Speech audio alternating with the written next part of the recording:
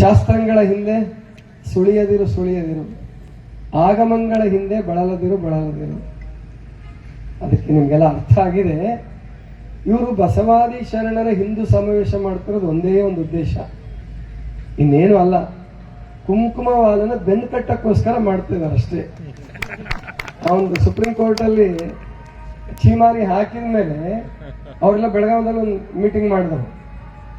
Meeting ಮಾಡಿ ಹಿಂಗಾದ್ರೆ ಈ ಸ್ವಾಮಿ ಗುಳಗಾಲ ಇಲ್ಲ, ನಮ್ದು ನಡೆಯಲ್ಲ ಅಂತ ಹೇಳಿ ನಾವು ಎಲ್ಲ ಕಡೆ ಬಸವಾದಿ ಶರಣರ ಹಿಂದೂ ಸಮಾವೇಶ ಮಾಡ್ತೀವಿ ಅಂತ ಅವತ್ತು ಸೂಲಿಬೆಲೆ ಚಕ್ರವರ್ತಿ ಮತ್ತೆ ನಿಮ್ಮ ಅರವಿಂದ್ ಬೆಲ್ಲದು ಇದ್ದ ಅದಕ್ಕೆ ಮತ್ತೆ ಯತ್ನಾಳ ಇಂಥವರೆಲ್ಲ ಸೇರ್ಕೊಂಡು ಮಾಡ್ತಾ ಇರ್ತಕ್ಕಂಥದ್ದು ಒಂದೇ ಒಂದು ಉದ್ದೇಶ, ಕುಂಕುಮವನ್ನು ಬೆನ್ಕಟ್ಟೋದಷ್ಟೇ. ಅದಕ್ಕೆ ಸ್ಪಷ್ಟವಾಗಿ ಹೇಳೋಣ, ಸರ್ಕಾರದ ಈಗೇನು ಜ್ಞಾನಪ್ರಕಾಶ ಸ್ವಾಮಿಗಳು ಮತ್ತು ಚನ್ನಬಸವಾನಂದರು ನಿರ್ಣಯ ತಗೊಂಡಿದ್ದಾರೆ ಅಂದ್ರೆ ಕಾನೂನು ಹೋರಾಟನೂ ಆಗಲಿ ಇದಕ್ಕೆ. ಇಷ್ಟೊತ್ತಿಗೆ ಅಂದ್ರೆ ಅವರು ತಡವಾಗಿ ನಿರ್ಣಯ ಮಾಡಿದ್ರು ಏನೋ ಗೊತ್ತಿಲ್ಲ. ಇದರಲ್ಲಿ ಅಂದ್ರೆ ಕೋರ್ಟಲ್ಲಿ ಒಂದು ರಿಟ್ ಹಾಕಬೇಕು, ಅವರು ಹಿಂದೂ ಸಮಾವೇಶನಾರ ಮಾಡ್ಕೊಳ್ಳಿ ಅಥವಾ ಬಸವಾದಿ ಶರಣರ ಸಮಾವೇಶ ಮಾಡ್ಕೊಳ್ಳಿ. ತಾತ್ವಿಕವಾಗಿ ಚರ್ಚೆ ವಾದ ಮಾಡಲಿಕ್ಕೆ ನಮ್ಮಲ್ಲಿ ಬೇಕಾದಷ್ಟು ವಕೀಲರುಗಳಿದ್ದಾರೆ. ಬಸವಾದಿ ಶರಣರ ಹಿಂದೂ ಸಮಾವೇಶ ಬೇಡ ಅಷ್ಟೇ.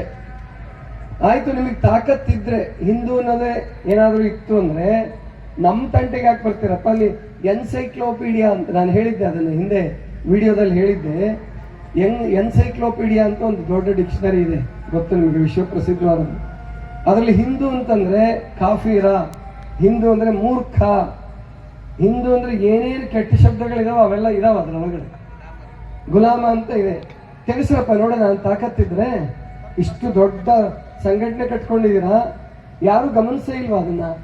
ಅಲ್ಲಿ ವಿಶ್ವ ಮಟ್ಟದಲ್ಲಿ ನಿಮ್ಗಿರ್ತಕ್ಕಂಥ ಏನು ಹಾವಾಡಿಗರು ಅನ್ನಿಸ್ಕೊಂಡಿರೋದು, ನದಿಲಿ ಹೋಗಿ ಮುಳುಗಿ ಪುಣ್ಯ ಬಂತು ಅಂದ್ಕೊಂಡಿರೋದು, ಅದನ್ನೆಲ್ಲ ಬಿಟ್ಟು ಹಿಂದುತ್ವವನ್ನು ನೀವು ಸಂಘಟನೆ ಮಾಡಿ, ನಾವು ಬೇಡ ಅಂತ ಹೇಳಲ್ಲ.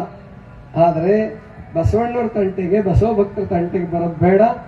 ಬಂದ್ರು ಅವ್ರು ಬಂದೇ ಬರ್ತಾರ, ಅವ್ರು ಬಂದೇ ಬರ್ತಾರೆ. ನಾವು ಬೇಡ ಅಂದ ಕ್ಷಣಕ್ಕೆ ಅವ್ರೇನು ಬಿಡಲ್ಲ.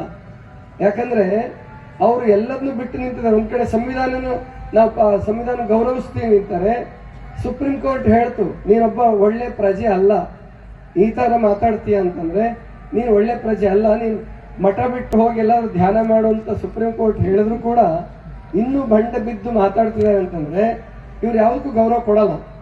ಅದಕ್ಕೆ ನಾವು ಕಾನೂನು ಹೋರಾಟ ಮತ್ತು ಇಲ್ಲಿ ಶಹಾಪುರದವರು ನೀವು ಯಾವ ರೀತಿ ಪ್ರತಿಭಟನೆ ಮಾಡಬಹುದು, ಶಾಂತಿಯುತವಾಗಿ ಯಾವ ರೀತಿ ಪ್ರತಿಭಟನೆ ಮಾಡಬಹುದು, ಸತ್ಯಾಗ್ರಹ ಮಾಡಬಹುದು, ಆ ನಿಟ್ಟಿನಲ್ಲಿ ಚರ್ಚೆ ಮಾಡ್ಕೊಳ್ಳಿ. 18ನೇ ತಾರೀಕು ಪ್ರತಿಭಟನೆ ನಡೀಲಿ, ಸುಮ್ಮನೆ ಕೂತ್ಕೊಂಡ್ರೆ ಆಗೋದಿಲ್ಲ. ಅವ್ರ ಅಕಸ್ಮಾತ್ ಅಂದ್ರೆ ಪ್ರಜಾಪ್ರಭುತ್ವ ಸರ್ಕಾರ ಒಪ್ಪಿಗೆ ಕೊಡ್ಬೇಕಾಗತ್ತೋ ಇಲ್ವೋ ನೋಡೋಣ, ಇನ್ನು ಅವರು ವಿಚಾರ ಮಾಡಲಿ. ಒಪ್ಪಿಗೆ ಕೊಟ್ಟಿದ್ದೆ ಆದ್ರೆ ನೀವು ಶಾಂತಿಯುತವಾಗಿ ಹೇಗೆ ಪ್ರತಿಭಟನೆ ಮಾಡ್ಬೋದು, ಸತ್ಯಾಗ್ರಹ ಹೇಗೆ ಮಾಡ್ಬೋದು ಅಂತಕ್ಕಂಥದ್ದನ್ನ ನೀವೆಲ್ಲ ವಿಚಾರ ಮಾಡಿ ಅಂತ ಹೇಳ್ತಾ ಒಂದು ಮಾತು ನಿಮ್ಮೆಲ್ಲರ ಗಮನಕ್ಕೆ ತರ್ತೀನಿ ನಾನು. ನಾವು ಈಗ ಮಾಡ್ತಾ ಇರೋದು ಒಂದು ರೀತಿ ಕಾರ್ಯಕ್ರಮ ರಿಯಾಕ್ಷನ್ ಇದೆ.